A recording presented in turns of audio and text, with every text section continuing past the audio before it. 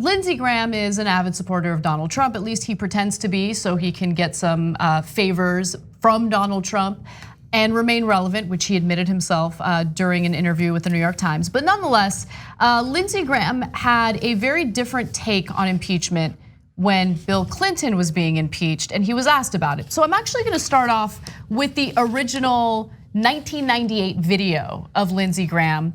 This is Graham talking about impeachment, but specifically members of the executive branch ignoring subpoenas during an impeachment. What did he think about that back in 1998? Article 3 of impeachment against Richard Nixon, the article was based on the idea that Richard Nixon, as president, failed to comply with subpoenas of Congress. Congress was going through its oversight function to provide oversight of the president.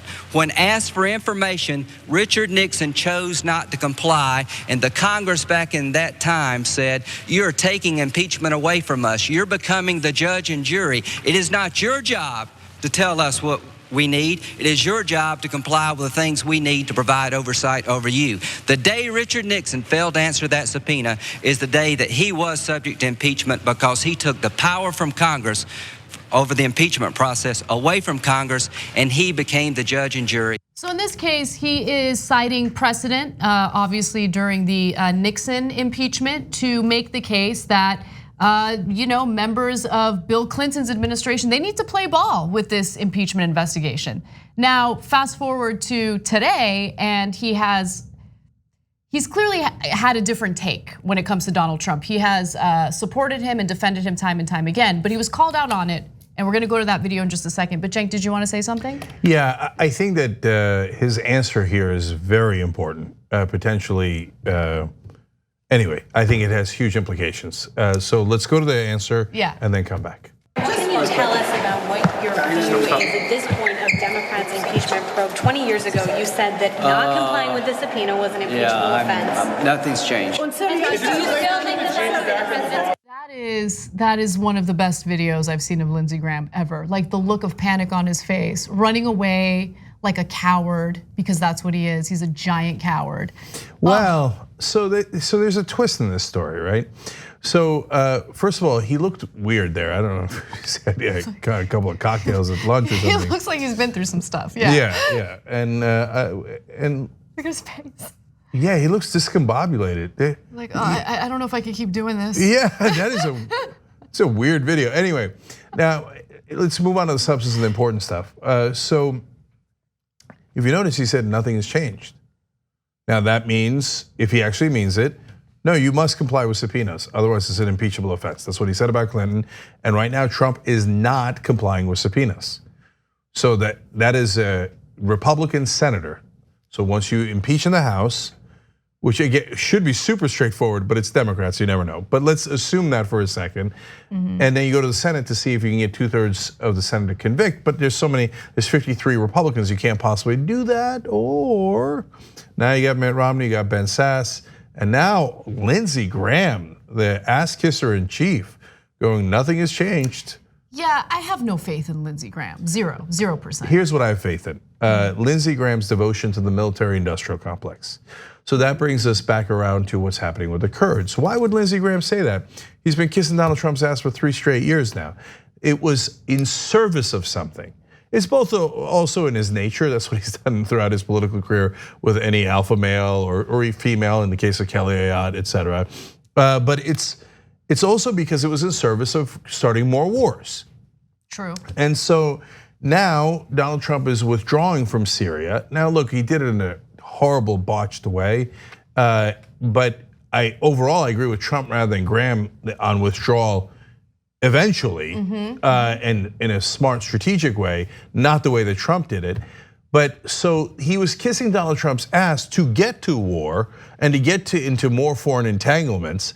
And now that Trump's going in the opposite direction, he seems to have lost an interest in defending Trump. So that makes me go to his tweets. He said, if the president did say that Turkey's invasion is no concern to us, which by the way he did, I find that to be an outstanding and astonishing statement, which I completely and totally reject. Strong words. Now, Lindsey Graham, not known for strong words, known for, he's known for strong words when it comes to people who he doesn't need to use as tools for his own political objectives. Yeah, so as the worm turns, right? So now Graham seems to be turning. There's more strong words. He said, I firmly believe that if President Trump continues to make such statements, this will be a disaster worse than President Obama's decision to leave Iraq.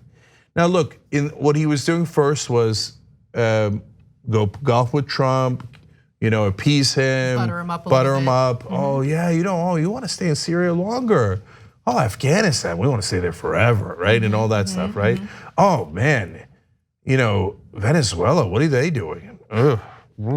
Iran, let's talk about Iran.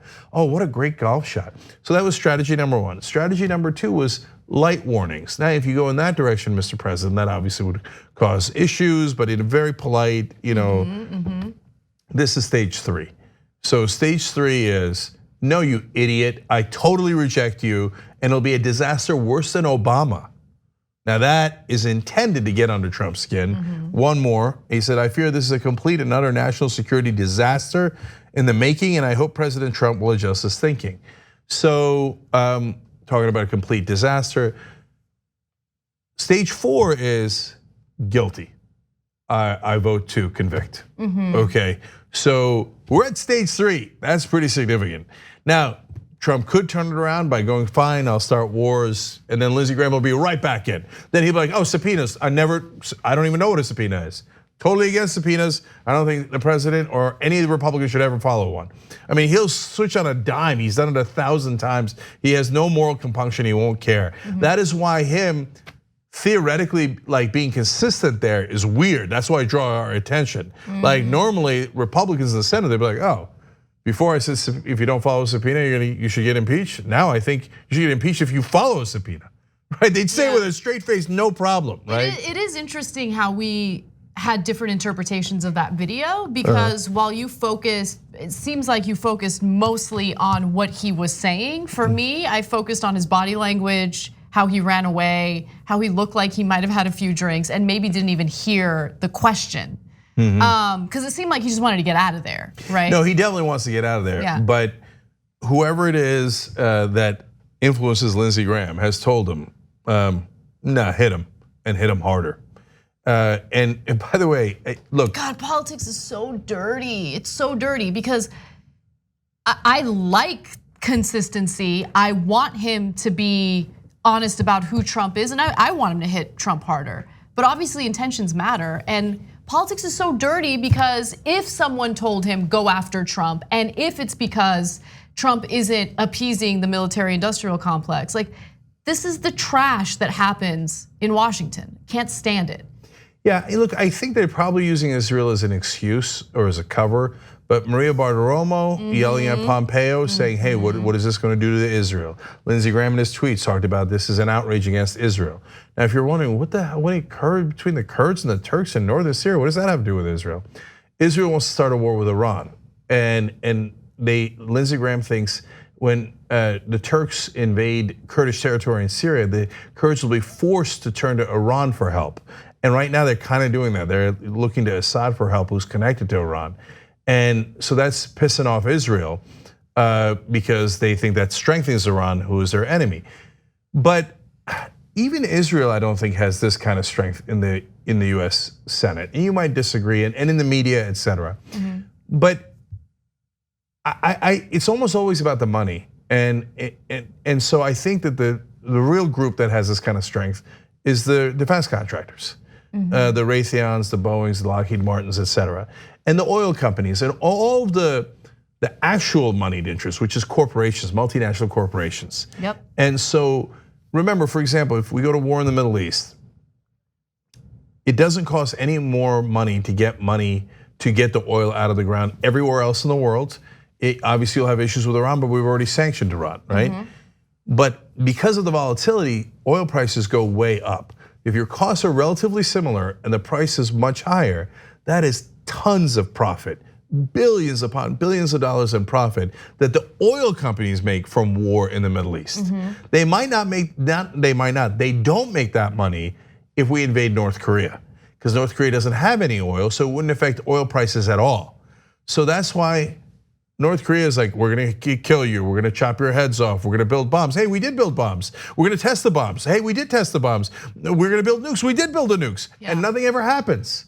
So there'll be a little bit of huffing and puffing just for like cosmetic effect, like John Bolton. It would seem weird if he didn't want to go to war with you. Like he probably wants to go to war with Uruguay. Why? Because he's Bolton, right? But they don't really pay much attention to North Korea. When it comes to the Middle East, though, they pay close attention. Yes.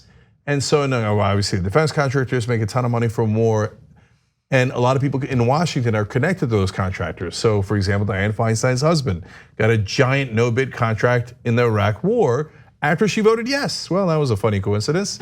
So those actual corporate and financial interests are powerful enough to do this. Yeah. And they're also powerful enough to call enough Republican senators and say, we're done with the guy. So that's the slight upside in Lindsey Graham acting this way. Yeah, so we'll keep track of it. We'll see how it goes. Of course, and this is the moment in the show when I go, and like when you're thinking, are you really gonna end this video without saying, tick, tick, tick, tick, tick, tick, tick, tick? I doubt anyone was thinking that. You know you were. You know you were. Okay. Thanks for watching The Young Turks. Really appreciate it. Another way to show support is through YouTube memberships. You'll get to interact with us more. There's live chat emojis, badges. You've got emojis of me, Anna, John, JR. So those are super fun. But you also get playback of our exclusive member-only shows and specials right after they air. So all of that, all you gotta do is click that join button right underneath the video. Thank you.